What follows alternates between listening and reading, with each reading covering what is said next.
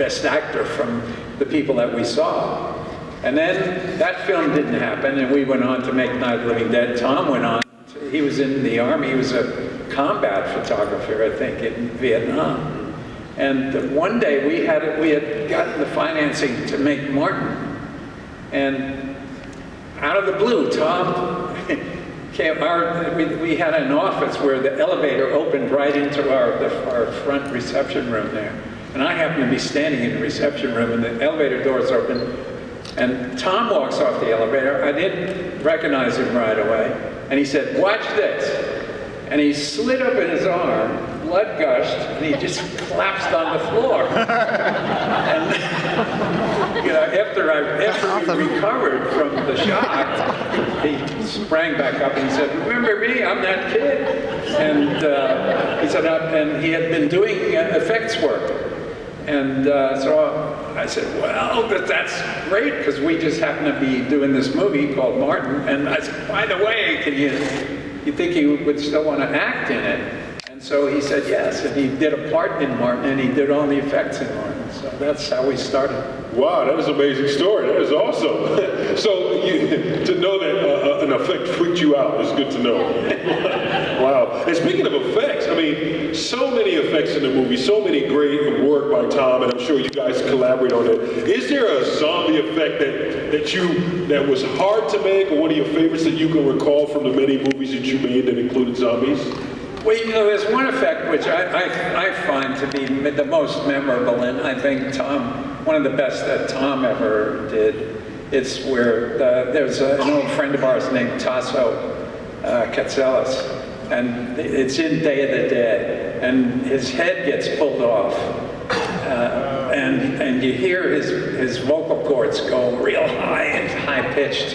And I just thought it was sensational because it was a fake head, and the head was perfect. I mean, you don't see it. You don't see the gag, and you think it's actually Tasso. And then when the head gets pulled apart, you realize, well, that can't be Tasso. And then the sound, that with the sound effect, that's just really memorable in my mind. I gotta say, I did just recently see that. The whole time you're thinking it's his head, you think you know the effect, and when that head goes away. You guys remember that scene?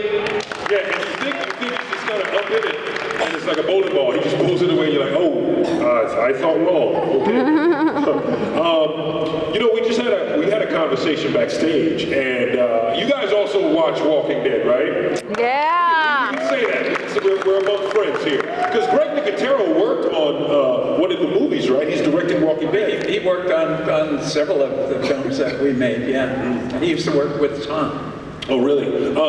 So we talked about in Walking Dead, if you guys know, they actually have zombie class. So if you're an extra and you're going to be a zombie, they actually have a way you walk and different things like that. But you said as you made the movies, you have a very interesting thing on how you teach the zombie class, which is completely different. Tell us a little bit about your directing of zombies. Well, I found that if I make any kind of a gesture, if I'm talking to zombies, if I make any kind of a gesture, everybody makes that same gesture when they're trying to act like a zombie. And so I just let people do their own thing. And sometimes they get carried away and it gets, winds up on the cutting room floor. But most of the time, you get these amazingly creative walks and all of like David Emke's walk in Dawn of the Dead with his ankle bent and the way he walks is just sensational. And that was purely his invention. I mean, I didn't direct any of that. He said, well, how about this? And he did it. And I said, oh, it's absolutely fabulous. And you see, you get these wonderful creative impulses from people left on their own.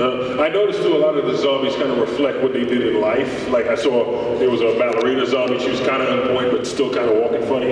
Is this something intentional by your direction also of like, depending on the costume, the zombie kind of remembers what they did in life? Yeah, well, I've often worked with the idea of residual memory.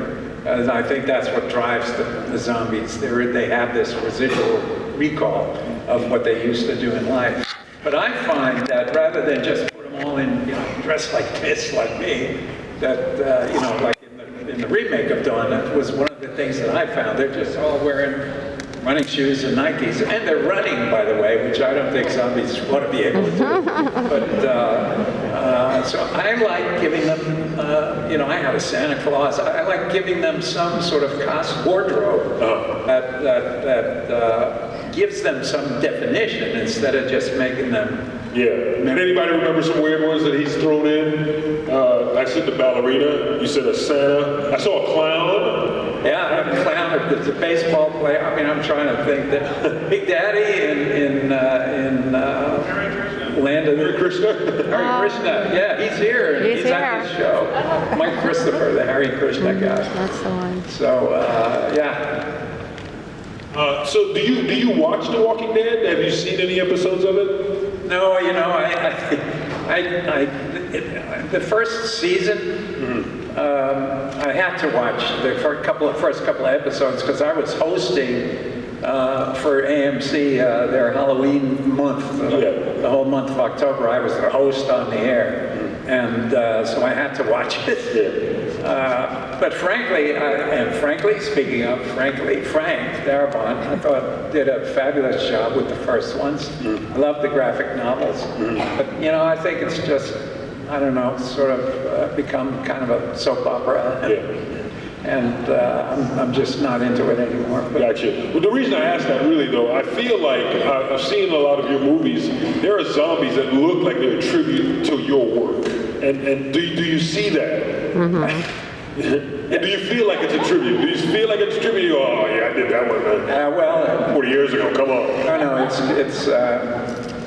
I suppose I should say that I'm grateful for it, but it actually rubs me the wrong way, kind of.